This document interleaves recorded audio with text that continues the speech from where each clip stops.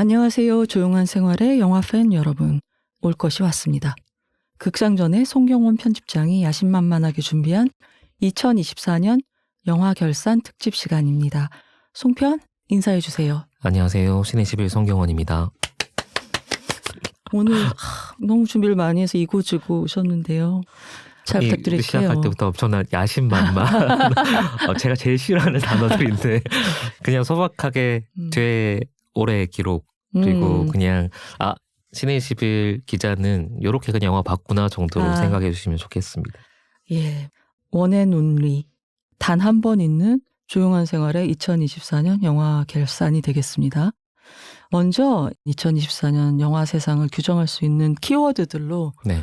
트렌드나 동향을 좀 파악을 하고 송 편집장이 선택하신 가장 좋았던 해외 영화 10편, 한국 영화 10편 네. 이렇게 베스트를 돌아보는 걸로 저희가 구성을 해보았습니다. 일단 우리가 좀 기준은 알려드려야죠. 여기 대상이 된 영화들은 언제 개봉한 영화부터 언제 개봉한 영화까지예요? 극장전 기준으로도 해도 작년 12월 1일부터 부터 해서 올해 11월 30일까지 그렇군요. 기준으로 해서 끊었습니다. 네. 이거는 신의 11 기준이기도 하고요. 12월에 이제 연말 결산해야 되니까 네. 11월 말까지 딱 기준으로 잡았습니다. 네, 그러니까 혹시 거기서 살짝 벗어나거나 이게 작년 영화인데 왜 여기 들어왔어 하시면 안 되고요. 이게 모든 베스트는 조사마다 기간이 사정상 조금씩 다르니까 유념해 주시기 바랍니다. 자, 그럼 키워드부터 갈까요? 키워드 몇 개 가져오셨어요? 이걸 하나의 키워드로 다 얘기할 수 있을지 모르겠는데 8개 정도 8개 얘기를 한번 해보도록 좋습니다. 하겠습니다. 네, 첫 번째 일단 첫 번째는 천만 영화 그리고 시장 침체인데 두 개가 안 맞잖아요. 공존 가능하지요? 공존 가능합니다. 네. 올해 전체 극장 상황을 보면 네. 이랬던 것 같아요. 상반기까지는 사실은 다시 극장 살아난다. 코로나 이후에 다시 회복되는 것 같다. 실제로 6월까지 수치만 놓고 보면 상당 부분이 올라왔거든요. 근데 지금 11월 기준으로 수치를 보니까 딱 코로나 닥치고 나서 극장이 확 무너졌다. 그리고 다 빠졌다라고 했을 때 전체 관객 수랑 비슷해요? 지금 똑같습니다. 그게 그러면 국내 국외 다 합친 거네요, 영화를? 네네. 그래서 국내 시장은 확실하게 침체돼 있다라는 네. 게 사실이고 반대로 얘기하면 6월까지 괜찮았는데 6월 이후로 엄청나게 안 좋았다는 하반기 거. 이후에 매우 안 좋았다. 네네. 그래서 작년 겨울부터 해서는 서울의 봄 1000만 이랑 넘었고 파묘가 또 1000만 넘었고 아무도 예상 못했는데 비수기 시즌에 갑자기 1000만을 하고 그리고 어떻게 보면 예정돼 있는 1000만이기도 했던 범죄도시 보가 또 많은 관객들을 모았죠. 파묘가 제일 놀랍죠, 사실. 그렇죠. 네. 파묘가 제일 이해죠. 근데 사실 서울의 봄도 진짜 진짜 맞아. 완전 의외였어요. 이거는 업계 스코어로 치면 잘 해도 한 200~300만, 네. 200만 넘기 힘들다. 왜냐면 워낙에 어두운 얘기이기도 하고 역사의 악인을 전면에 내세우는 거잖아요. 그리고 결말도 우리가 아니까 그렇죠. 사실은 이걸 무슨 서스펜스로 보겠냐 그러니까요. 이런 생각도 할 수 있는데 놀랍게도 배드 엔딩이기도 하고. 근데 이 영화가 실제로 많은 젊은 관객들에게 호응을 일으켰고 역사 공부를 시키는 것도 있었고 다시 계속 이 상황에 대한 얘기를 만들어주는 계기가 된 것 같아요. 맞아요. 김성수 감독님 또 포함하면 지금 활동하고 있는 연배가 많으신 감독님들, 선배 세대에 해당하는 감독님들이 또 여전히 계속 활발히 활동해서 결과를 만들어낼 수 있는 것에 대한 입증이 된 영화이고 여러 가지로 작년 올해 해서 의미 있는 영화였습니다. 네. 반대로 얘기하면 이 영화가 이만큼 흥행을 했기 때문에 어떤 현상을 만들어낸 거기도 하고요. 그렇죠. 근데 그렇게 1000만 영화들이 뭐 3편씩 나오고 베테랑2도 사실은 1000만이 안 되긴 했지만 거의 근접한 수치까지 갖고 많이 흥행을 한 편이에요. 지금 800만쯤 된 건가요? 네네. 베테랑2 개봉할 때 어떤 전체 분위기 총 관객 스코어를 보면 이 작품이 많이 견인을 했습니다. 실제로. 근데 그럼에도 불구하고 전체 시장의 침체는 지금 막을 수 없는 것 같고 네. 올해 제가 영화들을 쭉 보다가 느낀 것 중에 하나는 매주 이제 주간지 잡지 만들 때는 뭐 이번 주 영화 괜찮네. 다음 주도 뭐 없다더니 나쁘지 않네. 뭔가 계속 찾아야 되는 입장이니까 그렇죠. 매주 괜찮다고 생각을 했어요. 이 정도는 뭐 지금 상황에 전체적으로 극장이 안 좋다고 하는데 이런 영화들 개봉하고 큰 배급사들도 나름 다 자기들 소화해야 될 물량들 소화하고 있고 괜찮네 라고 생각하고 전체 리스트를 한번 쭉 정리해 보는데 아마 그것 때문에 연말 결산 같은 거 저도 하는 거라고 봅니다. 순위 세우고 이런 게 아니고 한번 되돌아보는 건 거죠. 근데 그렇게 보니까 올해만큼 상업 영화들이 없었던 적이 없어요. 물론 흥행은 좀 별개의 문제긴 하지만 독립 영화들은 의외로 편수나 이런 거는 줄지는 않았고, 근데 저예산 영화, 중급 영화라고 하는 중급 장르 영화가 굉장히 적었다. 네네, 편수가 너무 없었어요. 한국 영화 말씀이신 거죠? 네네, 한국 영화 기준으로. 그래서 이게 전체적인 시장 침체를 보여주는 거구나. 너무 지표로 뚜렷하게 드러나서 네. 이 현상이 내년 이후에도 계속 갈 것 같고, 여러분들이 기사를 통해서 어느 정도 보고 있겠지만 뭐 짧게 전망을 하자면 내년은 지금보다 훨씬 더 상황은 안 좋을 것 같긴 해요. 분명한 거는 그거는 확실합니다. 전체적으로 침체는 계속 될 것 같고, 다만 제가 미리 말씀을 드리면 기사에서 지금 나오고 있는 내년에 몇 편이다, 뭐 제일 흉흉하게 나오는 소문 중에다가 CJ가 만드는 영화가 2편밖에 없다더라, 뭐 그런 들었습니다. 거잖아요. 네. 그런 것보다는 훨씬 더 상황이 괜찮습니다. 나쁘진 않습니다. CJ가 빠지는 만큼 다른 제작사들을 좀 만들기도 하고, 올해 지금 파묘랑 서울의 봄 있지만 쇼박스나 메가박스 같은 경우는 꽤 잘 되기도 했고, 약간의 교체가 일어나고 있는 상황이기도 하고, CJ도 좋게 얘기하면 정비하는 상황인 거지 철수나 완전 발을 빼는 건 아니에요. 그래서 내년에 전반적으로 안 좋은 건 분명하다. 근데 걱정하시는 것만큼 편수가 적지는 않을 거다.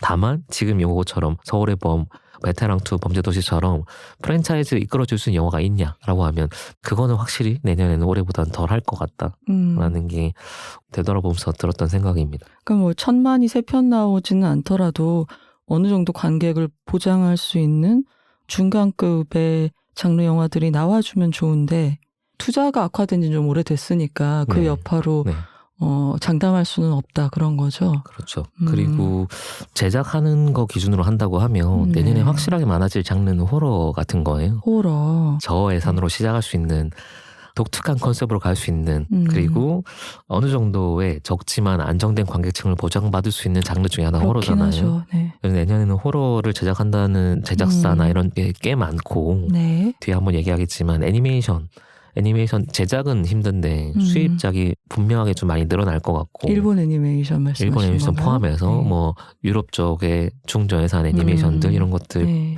예전에는 수입사들이 그냥 이렇게 딱 정해놓고 맞아요. 수입을 했는데 이제는 큰 제작사나 배급사들도 그런 거 비딩에 같이 들어갔어요.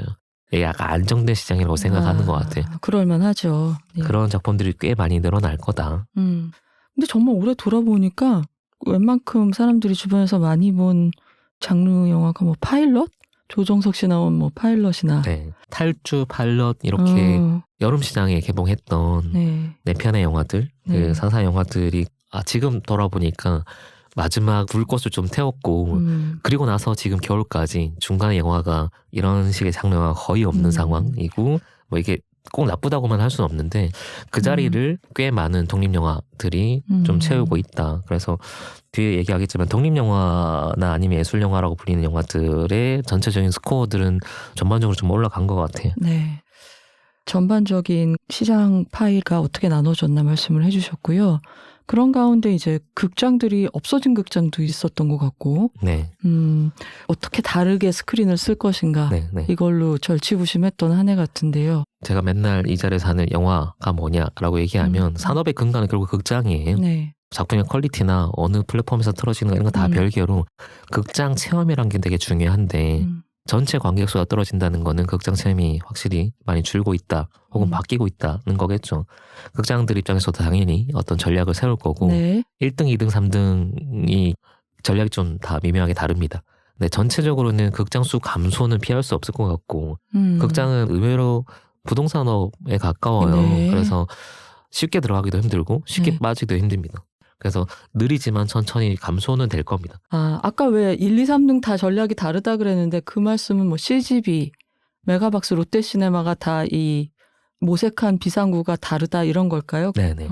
감소되는 와중에 변화를 해야 되고 변화할 수 있는 시도들을 여러 가지로 하는데 그중에 눈에 띄는 것 중에 하나가 극장 플랫폼만 놓고 따진다고 하면 올해 가장 각광받았던 장르라고 해야 될까요? 장르는 아니지만 어쨌든 그 형태가 실황 공연 영화들이에요. 실황 공연은 어느 극장이 제일 열심히? 실황 공연은 사실 지금 1, 2, 3등이 다 하고 있는. 열심히 다 셋 다 하고 있다. 새 극장이 다 하고 있는 이 실황 공연 영화들이 충성도가 되게 높아서 대신에 이런 영화들은 와이즈로 못 갑니다. 그러니까 사실은 CGV나 가장 큰 파일을 가지고 있는 극장은 요거를 시도하기가 힘들어요.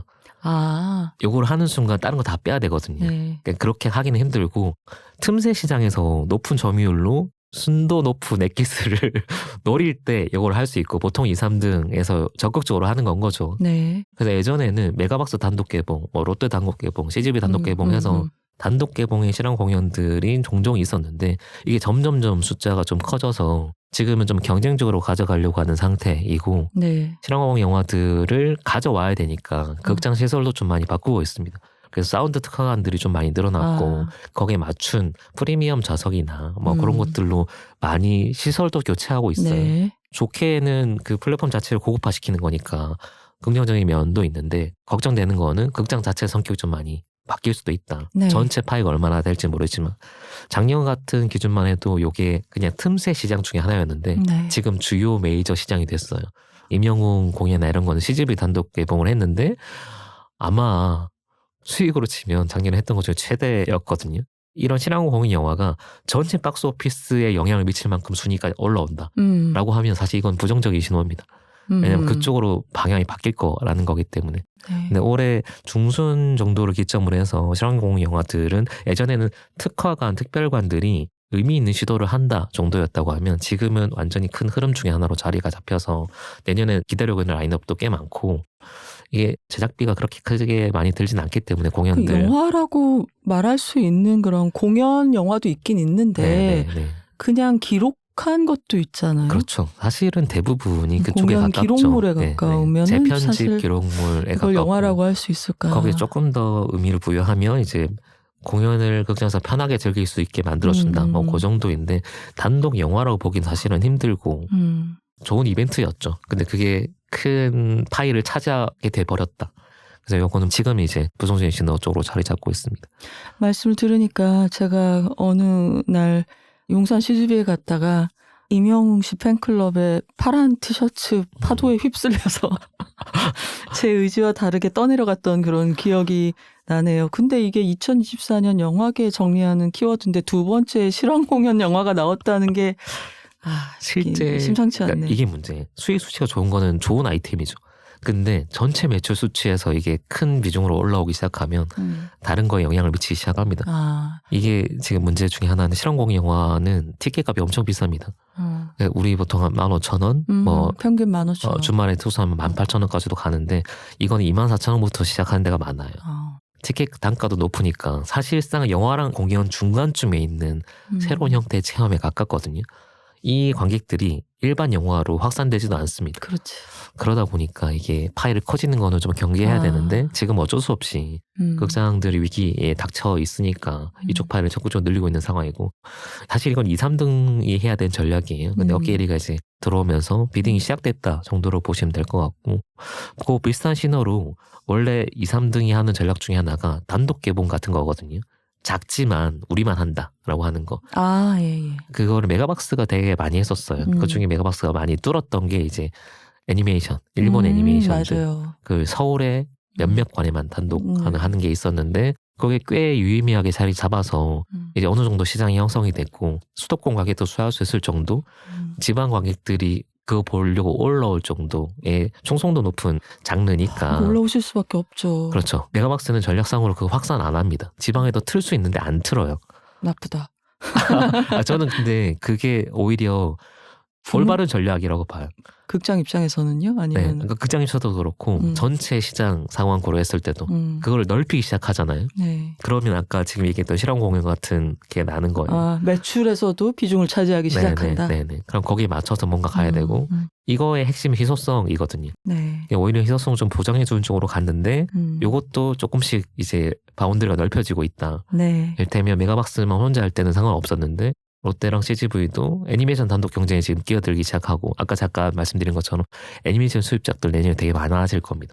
그러면 이제 전체로 퍼지면 또 상황이 달라지는 거죠. 올해는 실황 공연이었고 제 생각에 내년에는 이제 이런 애니메이션들일 것 같아요. 근데 정말 긍정적으로 해석을 하면 지금 슬슬 나오고 있는 것 중에 하나가 단편들.